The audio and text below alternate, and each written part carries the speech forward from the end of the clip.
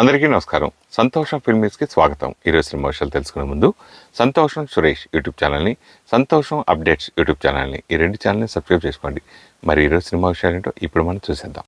Dress కట్సీ by KLM fashion mall. Good bad ugly makers కు ప్రముఖ సంగీత దర్శకుడు ఇళయరాజా లీగల్ నోటీసులు పంపారు.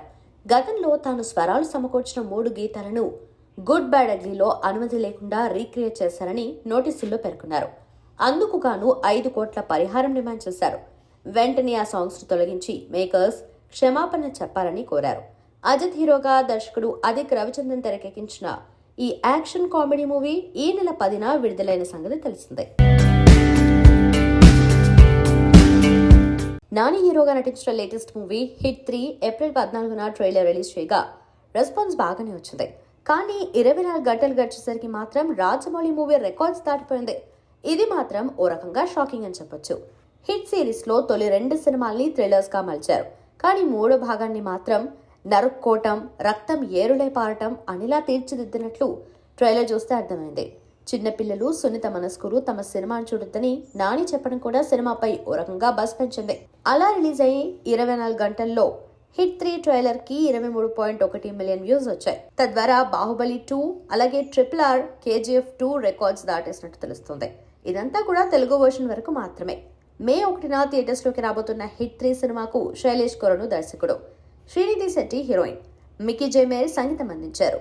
మరి బ్లడ్ బాత్ అనేలా ఉన్న ఈ మూవీ ఫలితం ఏమవుతుందో చూడాలి. మీ సినిమాలు జనరల్గా మీరు డైరెక్షన్ డిపార్ట్మెంట్ వచ్చిన వ్యక్తి, స్క్రిప్ట్స్ కథ అనుకున్నప్పుడే దాంట్లో ఇది సెన్సార్ ప్రాబ్లం ఉంటుంది, లేకపోతే ఈ ఐడెంటిటీ ఉంటుంది అని చెప్పి కొన్ని సీన్స్ మనం లేపేస్తూ ఉంటాం. మీరు డైరెక్షన్ ఫీల్డ్లో ఉన్నారు కాబట్టి ఈ సినిమాని ముందుగా మీరుగానే సెన్సార్ చేసి స్క్రిప్ట్ రెడీ చేసుకున్నారా? ఇది ఎలాగ ఏ సర్టిఫికేట్ వస్తుంది మీరు ముందే డిసైడ్ చేశారు సెన్సార్ అవ్వకముందే? అవును. సో మీరు డిసైడ్ చేసుకున్నారా అని అడుగుతున్నా. ఏమని కథ విషయంలో ఇది ఎలాగా ఏ సర్టిఫికేట్ వస్తుందని డిసైడ్ అయ్యి ఈ సినిమా చేశారా అంటున్నా. మేము ఒక కథ అనుకున్నాం, ఆ కథ చేయటం మొదలెట్టాం. అండ్ మేము షూట్ చేసినప్పుడు మాకు తెలుసు దీని గ్రాఫ్ ఏంటి అన్నది. దీనికి మోస్ట్లీ డెఫినెట్లీ దీనికి ఉన్న వైలెన్స్కి ఇట్ విల్ బి ఏనే అని అనుకున్నాం బేసిక్లీ, అంతే. దాని ఏ అని ముందు ఫిక్స్ అయ్యి షూటింగ్ ప్లాన్ చేయడం అలా ఏమి ఉండదు. తర్వాత మామూలుగా న్యాచురల్ స్టార్ నుంచి నేషనల్ స్టార్ వరకు ఎదిగినందుకు ప్లస్ ఇప్పుడు మీరు సబ్జెక్టులు ఇదివరకు నేచురల్ స్టార్కి ఎంచుకునే సబ్జెక్టులు వేరు, ఇప్పుడు నేషనల్ స్టార్కి ఎంచుకునే సబ్జెక్ట్ వేరు. ఆ విషయంలో ఎలాంటి మార్పుల నుంచి మీరు చేస్తున్నారు? ఏం లేవండి అస్సలు. నేను అష్టచమ్మ తర్వాత నాకు ఎలా వింటానో కథ ఇప్పుడు కూడా అలాగే కథ వింటాను. బట్ డెఫినెట్లీ స్పాన్లు మారుండొచ్చు, ఇమేజ్ మారింది. అది మీరు డిసైడ్ చేసేది. నేనైతే ప్రేక్షకుల యాక్సెప్టెన్స్ పెరిగింది, ఎక్కువ మందిని రీచ్ అవ్వగలుగుతున్నాను, ఎక్కువ మంది ఆడియన్స్ని రీచ్ అవ్వగలుగుతున్నాను. సో నాకు చిన్న ఫ్రీడమ్ పెరిగింది ఆ కథల్ని పిక్ చేసుకోవడంలో. కొంచెం పెద్ద కథల్ని పిక్ చేసుకోగలుగుతున్నాను. అంతే తప్పితే ఆలోచన విధానంలో ఏమీ చేంజ్ లేదు. అంటే ఎఫర్ట్ చేయగలుగుతున్నాను. ఇంతమంది ప్రేక్షకులు సపోర్ట్ ఉందా నాకు, నేనైతే ఇది కూడా చేయగలను అని చేస్తున్నాను. బట్ అదే కదా అప్పుడు కూడా నచ్చేది, ఇప్పుడు కూడా నచ్చే కదా. అంటే మీరు రాజమౌళి గారు లాంటి అగ్రదర్శకులతో ఆల్రెడీ చేశారు, కానీ ఇప్పుడున్న అగ్రదర్శకులు ఈ బడ్జెట్లు ఇది వేరే కాదు కదా, మీరు చేసేది వేరే ఉంటుంది కదా. ఇప్పుడున్న దర్శకులతోటి చేసేది మీ స్పాన్ పెరిగింది కాబట్టి ఎక్కువ బడ్జెట్ కూడా చేయొచ్చు కదా అంటున్నా. ఎక్కువ బడ్జెట్ ఉంది కాబట్టి అగ్రదర్శకులను తయారు చేస్తున్నాం.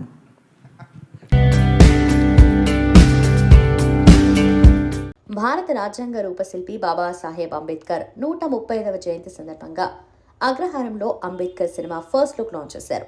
తెలంగాణ అధికార పక్ష ఎమ్మెల్సీ అద్దంకి దయాకర్ ముఖ్య అతిథిగా హాజరయ్యారు.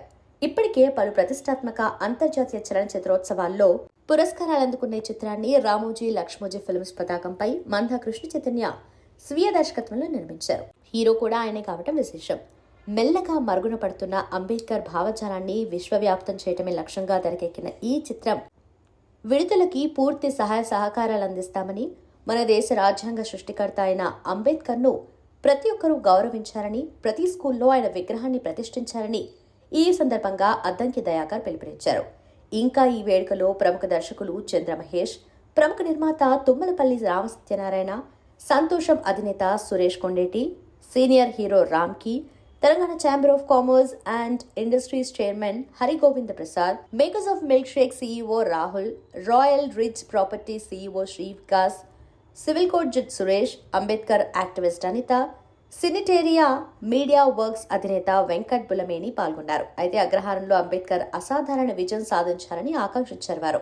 ఈ చిత్రాన్ని సినిటేరియా మీడియా వర్క్స్ ద్వారా ప్రపంచవ్యాప్తంగా విడుదల చేసేందుకు సన్నాహాలు చేస్తున్నామని, కులమత ప్రాంత వర్గ వైషమ్యాలకు అతీతంగా సమాజ స్థాపన కోసం కృషి చేసిన అంబేద్కర్కు గొప్ప నివాళిగా ఈ చిత్రాన్ని ఎన్నో వ్యయ ప్రయాసలకు లోనై తెరకెక్కించామని hero cum producer cum director Mandani Krishna Chaitanya తెలిపారు. ఈ చిత్ర రూపకల్పనలో మరియు విడుదల విషయంలో తనకు సహకరిస్తున్న ప్రతి ఒక్కరికి పేరు పేరున ఆయన కృతజ్ఞతలు తెలిపారు. జానకి రకుల్ జంట త్వరలో తల్లిదండ్రులు కానున్నారని బీటోన్లో వార్త జోరుగా ప్రచారం సాగుతుంది. సాధారణంగా Rakul tight fit and glamorous డ్రెస్సుల్లో ఎప్పటికప్పుడు కనిపిస్తూ ఉంటుంది. కానీ ఇప్పుడు ఫుల్ కంఫర్ట్ అండ్ ఫ్రీ డ్రెస్సుల్లో కనిపిస్తూ ఉండేసరికి గర్భిణీ అవ్వటం వల్ల డ్రెస్సింగ్ సెన్స్ లో చేంజ్ తీసుకొచ్చిందని నెటిజన్స్ ముచ్చటించుకుంటున్నారు.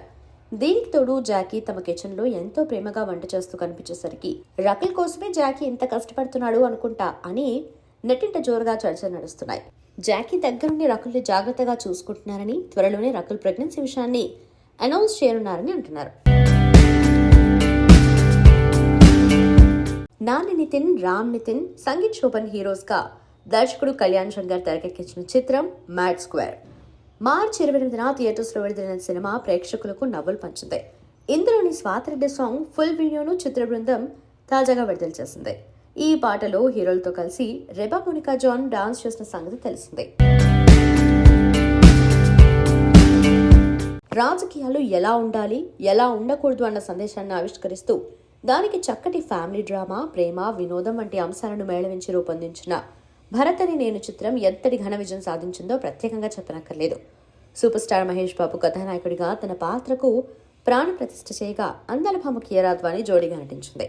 కొరటాల శివ దర్శకత్వంలో డివివి దాని నిర్మించిన ఈ చిత్రం 2018 ఏప్రిల్ 20న ప్రేక్షకుల ముందుకొచ్చిన విషయం తెలిసిందే. సరిగ్గా 7 ఏళ్ల కిందట ప్రేక్షకులను మంత్రముగ్ధుల్ని చేసిన ఈ చిత్రం ఈ నెల 26న ప్రపంచవ్యాప్తంగా రీ రిలీజ్ కానుంది.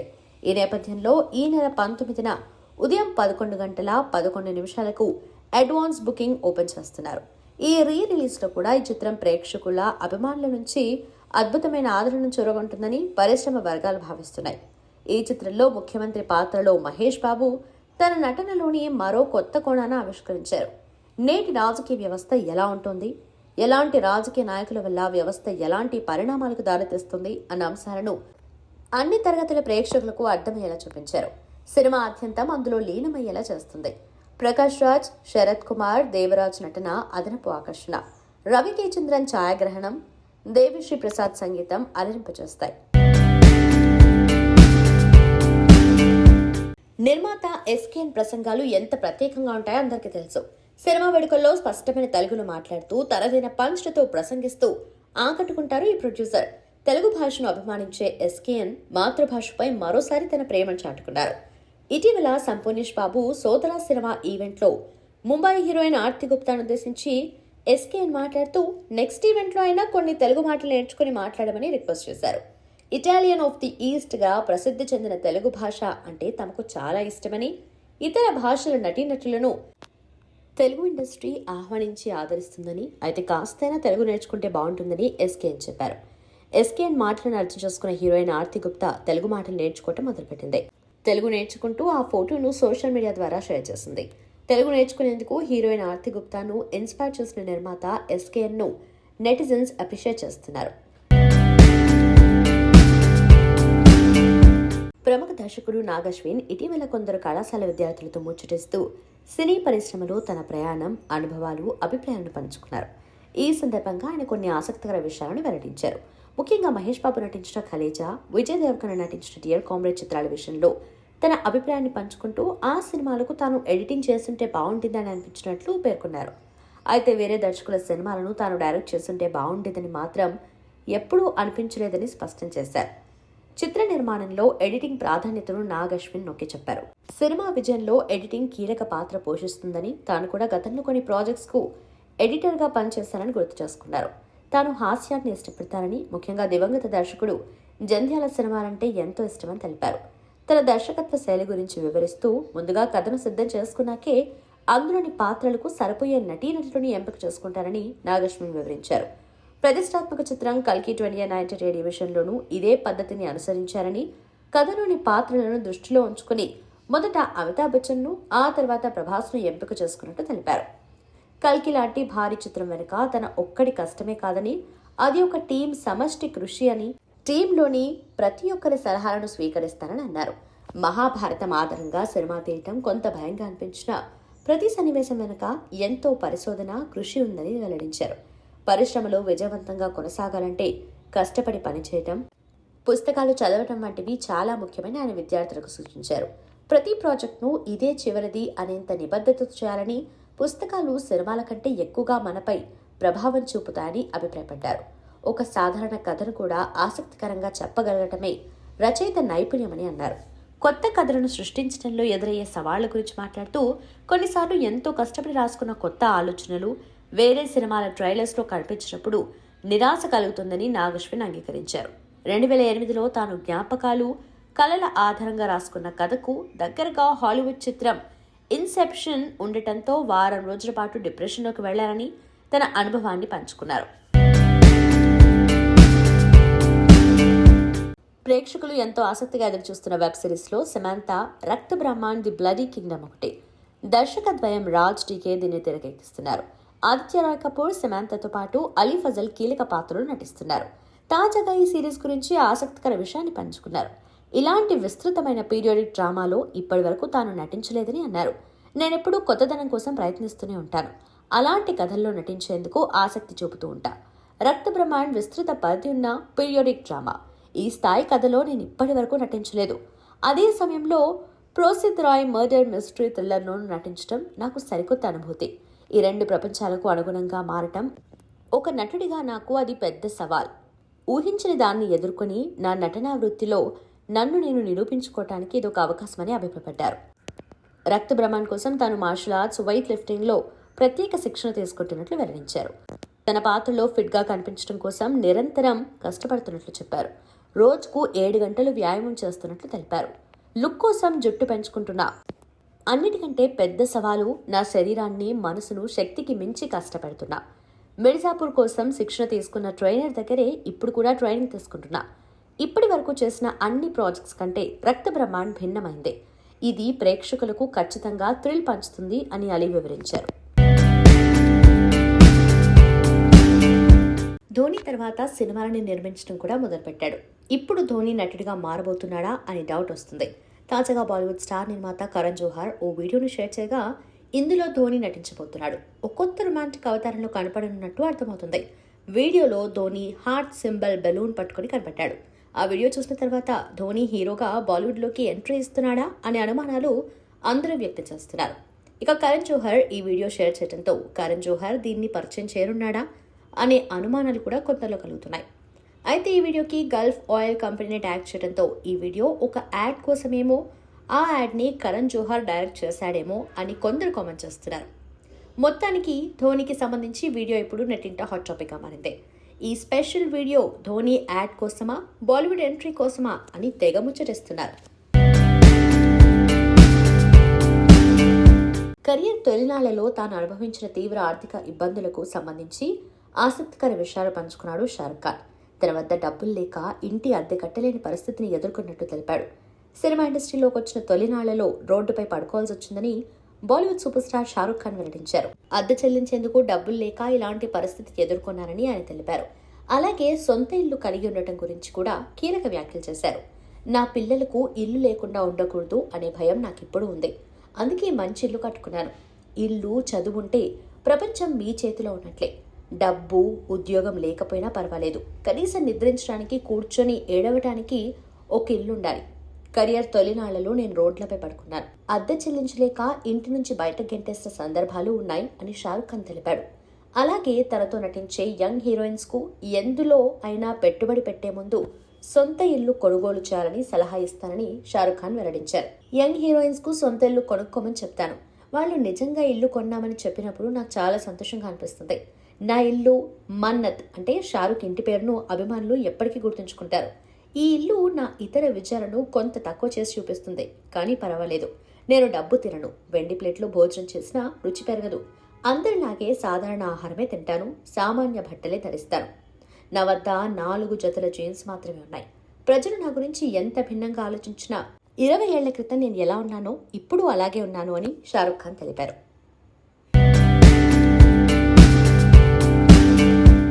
బాలీవుడ్ స్టార్ నటుడు హృతిక్ రోషన్ మెగాఫోన్ పడుతున్న విషయం తెలిసిందే.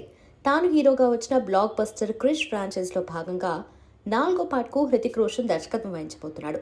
20 ఏళ్ల క్రితం కోయ్ మిల్ గయాతో మొదలైన ఆ సిరీస్ ఆ తర్వాత క్రిష్ 2, క్రిష్ 3లతో బ్లాక్ బస్టర్స్ అందుకుంది.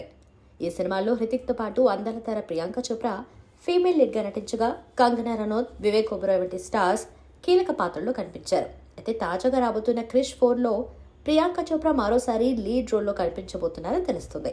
హృతిక్ రోషన్ ఈ మూవీ కథను ప్రియాంకకు వినిపించగా ఆమెను ఆకట్టుకున్నట్లు తెలుస్తుంది. ప్రియా పాత్రలో ఆమె మెరవనున్నట్లు సినీ వర్గాల్లో చర్చ జరుగుతుంది. అయితే ఈ విషయంపై ప్రియాంక చోప్రా టీం నుంచి ఇప్పటి వరకు అధికారిక ప్రకటన రాలేదు. ఇదిలా ఉంటే ఈ ప్రాజెక్ట్ కోసం ప్రియాంక చోప్రా భారీ మొత్తంలో డిమాండ్ చేస్తున్నట్టు తెలుస్తోంది. క్రిష్ 4కి ఏకంగా 20 నుండి 30 కోట్లు రెమ్యునరేషన్ డిమాండ్ చేస్తున్నట్టు తెలుస్తోంది.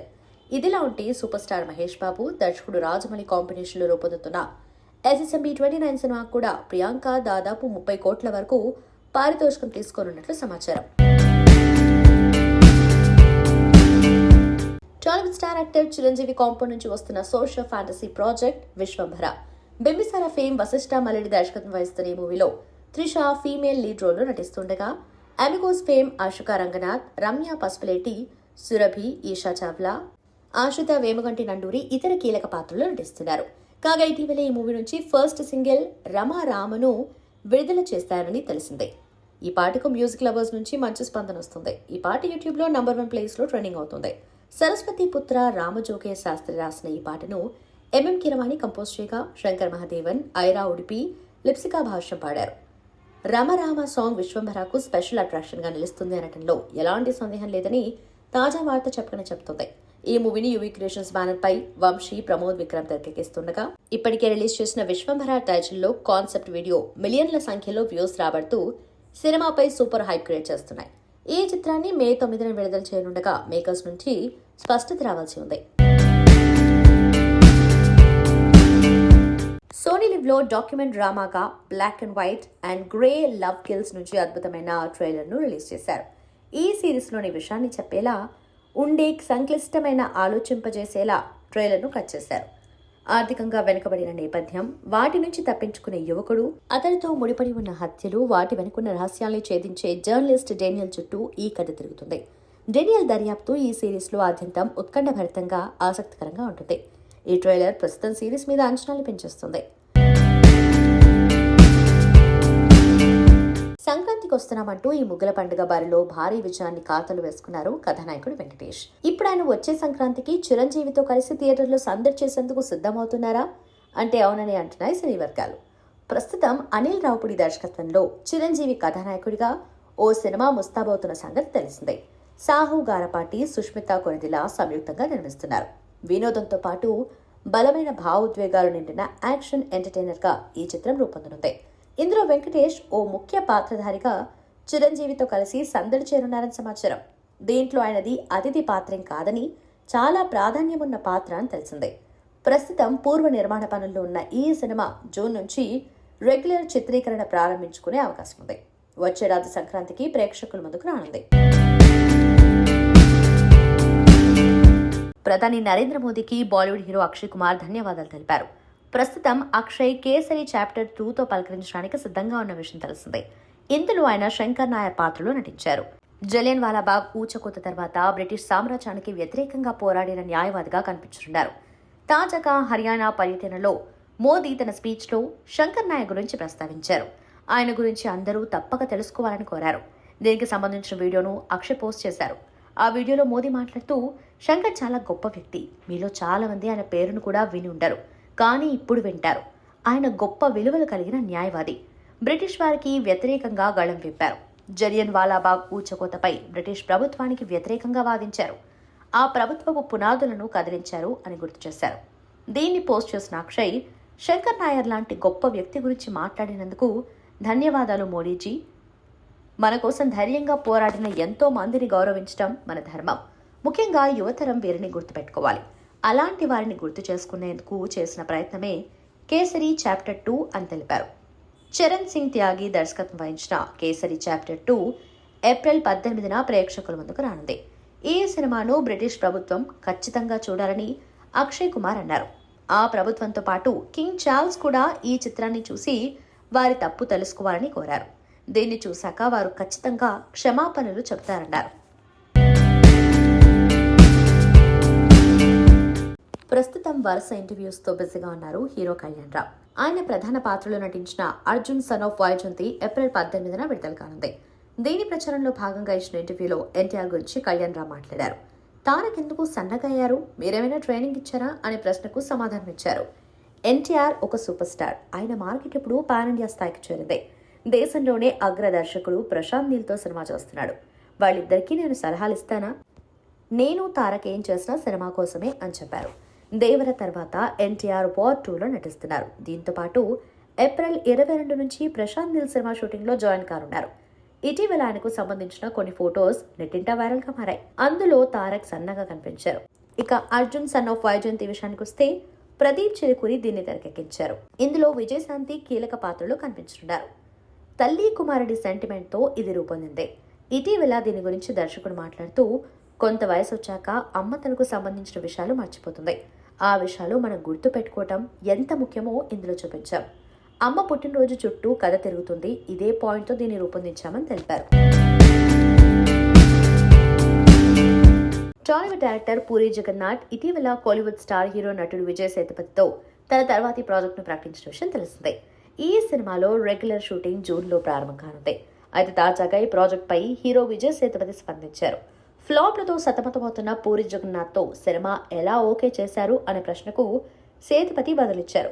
దర్శకులను తాను వారి గత సినిమాల ఫలితాలతో జడ్జ్ చేయనని చెప్పారు. స్క్రిప్ట్ నచ్చితేనే సినిమా చేస్తారని స్పష్టం చేశారు. పూరి చెప్పిన స్టోరీ తనకు చాలా బాగా నచ్చింది, అందుకే ఒప్పుకున్నట్లు తెలిపారు. ఇలాంటి కథను ఇప్పటి వరకు తాను చేయలేదన్నారు. తానెప్పుడూ కొత్తదనానికి ప్రాధాన్యం ఇస్తానని, అలాగే గతంలో చేసిన స్టోరీలను పునరావృతం కాకుండా జాగ్రత్త పడతానంటూ వివరించారు.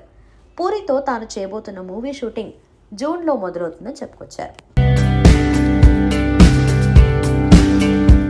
ప్రముఖ సినీ నటుడు Allu Arjun AP deputy CM Pawan Kalyan కలిశారు.